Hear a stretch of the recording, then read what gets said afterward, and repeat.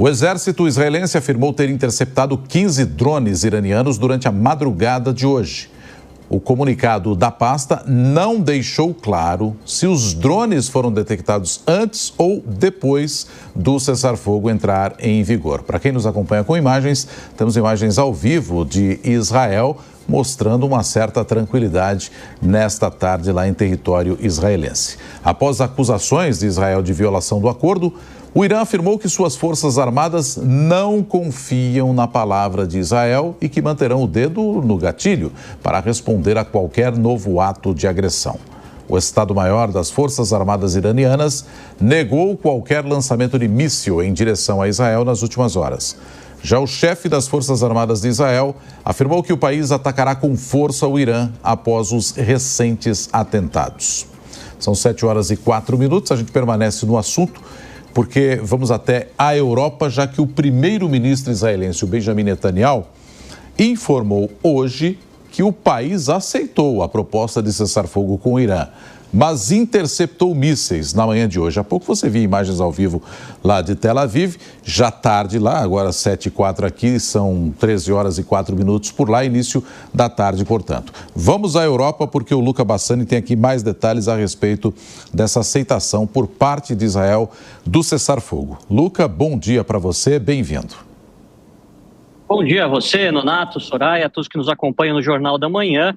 Uma notícia positiva em meio a tantas negativas durante os últimos 12 dias. Afinal, aparentemente, Israel concordou com o cessar-fogo proposto por Donald Trump. Ontem, um grande tweet feito pelo presidente dizendo que agradece tanto o lado israelense quanto o lado iraniano por concordar com a cessação de todas essas hostilidades. Nós vemos que, neste mesmo tempo, ainda alguns drones foram detectados no espaço aéreo israelense e, como você colocou, é exatamente importante para a gente saber, averiguar se isso foi antes ou depois do início do cessar-fogo. De qualquer maneira, já há uma redução significativa daquilo que nós observamos durante as últimas 12 madrugadas, onde fortes bombardeios, principalmente com mísseis balísticos, aconteciam em ambos os lados, e a operação israelense, sobretudo em instalações militares e nucleares do Irã. O objetivo dos Estados Unidos é considerar esta guerra como finalizada neste momento, ao mesmo tempo em que vemos outras tratativas diplomáticas acontecendo em diversas partes do mundo, inclusive na Rússia, com a China, já que não é interesse de ninguém que isso continue se alastrando pelo Oriente Médio e trazendo dificuldades para todos os países, principalmente do aspecto econômico. Se isso vai se manter, nós ainda não sabemos, mas ficaremos de olho todo esse dia em relação também à possível resposta do Catar e de outros problemas que acontecem em todo o Oriente Médio, como a guerra na faixa de Gaza, essa extremamente preocupante e que ainda segue sem resolução. Voltaremos ao longo desta edição do Jornal da Manhã. Tá combinado. Luca Bassani, muito obrigado, com informações direto da Europa, atualizando isso para a gente. Eu já vou chamar aqui para nossa conversa também o professor Manuel Furriela, que é nosso convidado hoje, está com a gente, participando aqui do Jornal da Manhã, analisando esse momento do conflito. Agora com um cessar-fogo, né, professor? Qual é a sua impressão? Todas as partes aí envolvidas acabam ficando satisfeitas? Têm os seus objetivos atendidos? Bom dia e bem-vindo. Bom dia. Bom, objetivos atendidos têm os Estados Unidos e principalmente Israel.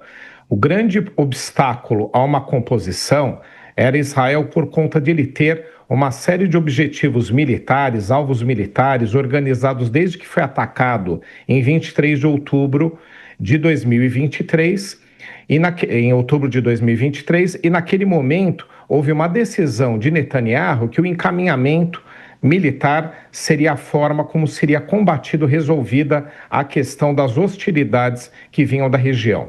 Primeiro, os grupos paraestatais e terroristas, como é o caso do Hezbollah, Hamas, os Tutsi também no Iêmen, foram os alvos atacados e com muitas, mas muitas conquistas militares desde aquele momento. E o alvo final era o Irã, o mais desafiador, é um grande estado, é uma potência regional, mesmo com armamentos obsoletos, já se sabia que teria ali um desafio e muitos prejuízos poderia causar a Israel, além de ser algo muito custoso, uma guerra muito custosa, uma guerra muito desafiadora. E quando começaram os ataques a Israel, há 15 dias atrás, cerca de 15 dias atrás, os ataques mais substanciais ao Irã, Israel entendeu que ainda haviam outros alvos a serem atacados. Mas com a entrada dos Estados Unidos, que utilizou armamentos que Israel não tem contra os alvos, as usinas nucleares iranianas, que a partir delas é que se sabe que se desenvolve um projeto de bomba nuclear, de armas nucleares, a partir do momento que houve aquele ataque, os Estados Unidos também ficaram numa posição de dizer a Israel que agora é hora de conversar, agora é hora de uma composição, os alvos maiores atendidos e principalmente aquele que somente com a participação dos Estados Unidos poderia acontecer. Do lado iraniano, a fragilidade foi demonstrada em diversas oportunidades. O que o governo iraniano sempre teve que fazer para se justificar para a sua população foi dar respostas aos ataques que recebia e cada vez com menos força para fazê-lo. E agora também com as suas instalações, no mínimo com danificações muito robustas, também ficou numa posição de diálogo. Então eu acredito que apesar de tantas as dificuldades, ainda que a gente vai ter nesse armistício, né, nesse cessar-fogo, agora é um momento onde onde temos alguma chance de uma composição. Nós temos que aguardar um pouco mais para ver se as hostilidades vão cessar. Eu acho que ninguém tem que se impressionar com alguns ataques pontuais nas últimas horas por dois motivos. Porque elas já estavam em transcurso, esses ataques estavam em transcurso, ainda tem aquela questão de uma parte e da outra se justificar dando respostas, e até mesmo porque a nota do governo americano deu um prazo ainda para que alguns ataques acontecessem até que começasse o cessar-fogo. Então, eu acho que, por enquanto, ainda está na normalidade de um projeto de tentativa de armistício. Não tem nada que se estranhar nesse momento. A partir das próximas horas é que a gente tem que acompanhar se isso se consolida e aí as negociações começam e é torcer para que haja uma paz definitiva, pelo menos entre esses dois estados. Professor Furriela, muito bom dia para o senhor. Obrigada por estar conosco hoje aqui também. Que chances o senhor vê de Trump conseguir um entendimento pacificador e que seja duradouro também, né? Olha, há alguns aspectos fazem com que a chance seja grande.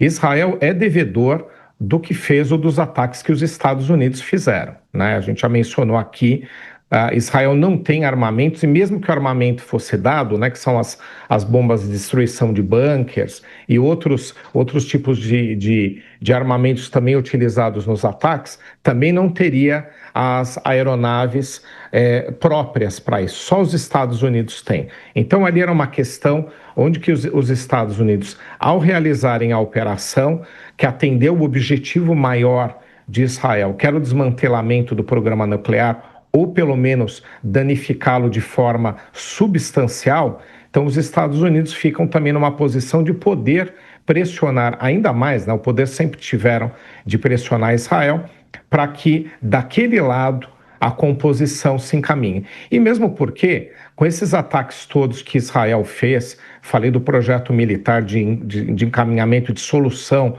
das hostilidades que tem na região, trouxe muitos sucessos. Não estou aqui dizendo que deveria ser dessa forma.